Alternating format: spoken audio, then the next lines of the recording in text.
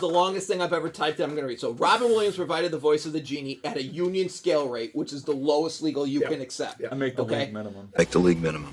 On the proviso that his voice was not used for merchandising, and that the genie character would not take up more than 25% on the poster, ads, trying to be all encompassing with everything.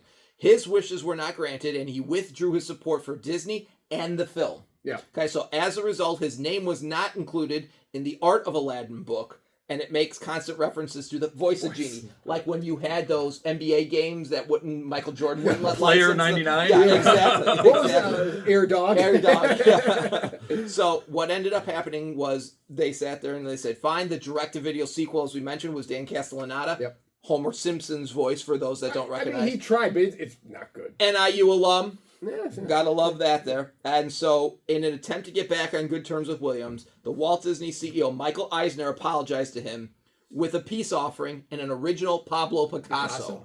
Picasso has failed. and he Yeah, refused it still did.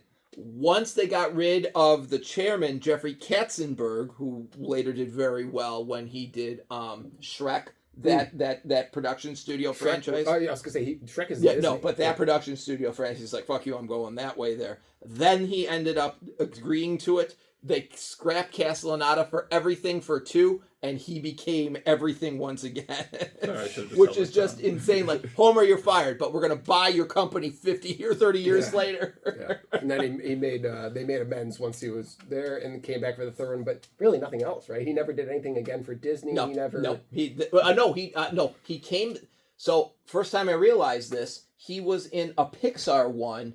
Robots is the name of it. Has the biggest ensemble cast ever, and he's in it. Izzy watched it for the first time the other night. I was like, I didn't realize that. This movie doesn't deserve to win. Is it any good? It looked pretty stupid. I hate it when they do That's that. why you haven't heard of it.